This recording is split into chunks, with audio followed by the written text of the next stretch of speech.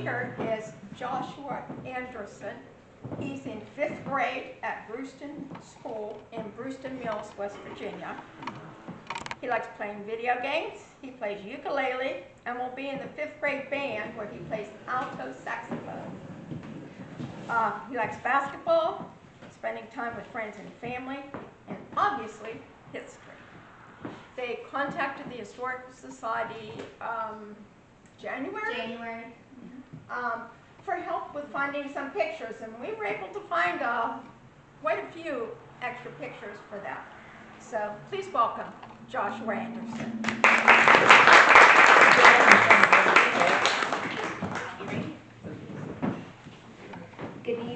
Good evening, everyone. How are you doing? Good. My project for that is kind of obvious.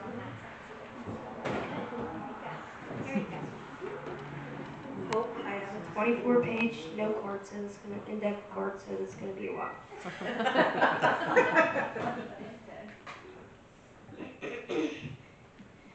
My project that I will be presenting tonight is for Gaddis. I chose Fort Gaddis for my 4th grade social studies project. Fort Gaddis is not a very known topic. There is very little information, and most people know where the landmarks and sign is. This made me think, why is this place that is recognized as a historical landmark not easy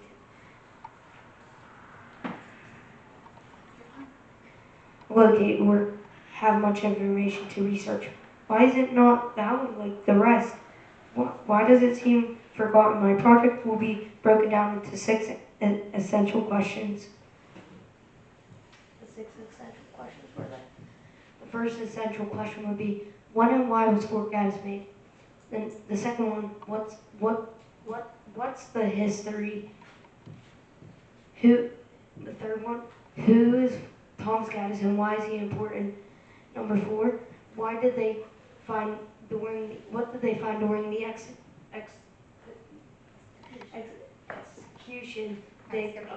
excavation dig of 1974? 5, why were restorations been done? Number 6, how can I keep Fort Gaddis an important part of history? We're gonna start with who's Thomas Gaddis and why is he important. Tom Gaddis purchased 323 1/4. Is that right? Yeah, I cannot Acres. acres on April 3rd, 1769, which was the first day the officer accepted claims for land in the western Pennsylvania region. This property would be known as 100 Anchor Springs. Thomas Gaddis' homestead, or today, Fort Gaddis was built anywhere between 1769 to 1774. The original building was a 1.5-story room. It had a large chimney in the center of the inner wall. Since then, the original building has been changed multiple times. When it was first built, this home was the focal point for the community. It became the site for community meetings, shelter in times of emergencies, and a place of refugees from hostile Indians.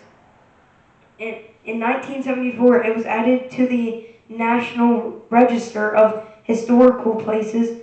Today, Fort Gaddis is the oldest known building in Fayette County, and the second oldest log building in western PA.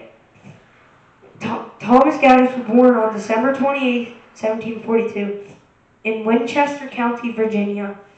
Gaddis was a militia officer. In the American Revolution, he rose in rank from captain in 1776 to Colonel in 1777 for Pennsylvania County line. Continental line, sorry. He stopped a Tory uprising in 1777 by notifying militia Lieutenant Colonel Thomas Brown of the impending attack in 1782.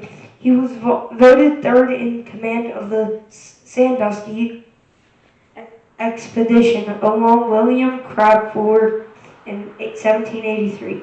He was retired from military service and continued his civic duties as the first Fayette County grand jury. In 1787 and 1788, he was elected as county commissioner in 1792. He was appointed county delegate during the Whiskey Rebellion. He ran a distillery. He was a rebel that raised a liberty pole on the property in 1794. He remained at Fort Gaddis for 20 more years. He moved to Ohio for the remainder of his life. He died on June 10, 1834, at the age of 91. His headstone can be found at Fort Gaddis Cemetery in Wilmington, Ohio. In 1974 and 1975, there was a dig at the fort by California University of PA Archaeology Department. The dig found many items such as coins from 1700s, musket balls, hand-forged iron hinges, Charlotte pieces, or porcelain dolls, and other small items. The major thing that the group was hoping to find was a stockade. A stockade would have been made from wooden posts to help prevent attacks.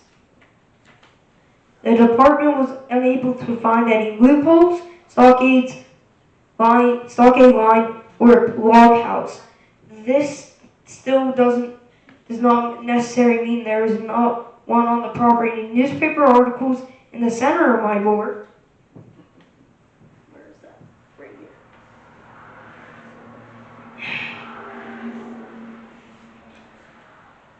Talked with a man named Joseph Barton in 1908. That man remembers the stockade he used to play on it as a child. It was triangle in circular form. He also remembered when Colin Daniels Boone and his company embarkaded at the fort. He also stated about a blockhouse that is where the article leaves off, and the rest of the article is a mystery to this day. We are unsure if a stockade existed, but I believe that it could be true. There's a group that still research the artifacts and findings from that dig, the Kristen Davis Consults in Pittsburgh. These items at the Haydenville School, or where we are right now. Hopefully one day they will be able to know more information and answer questions that may have about Fort Gaddis, that people may have about Fort Gaddis. If you look at the center of my board, again,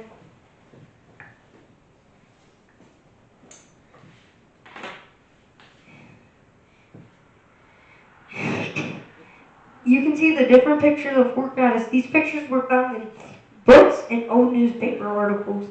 To the left you can see the fort is damaged and rotting away. The newspaper article talks about how the fort looks and addresses the damage. The fort needs attention, which brings me to the restoration in 1988. The Historical Society stepped in to get the funds needed to repair it. Once funds were gathered and approvals from the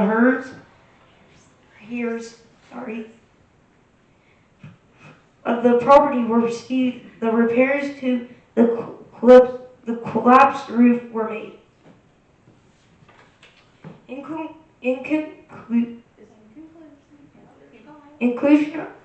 In conclusion, I enjoyed learning about Fort Gavis. I feel I did my best in researching this project.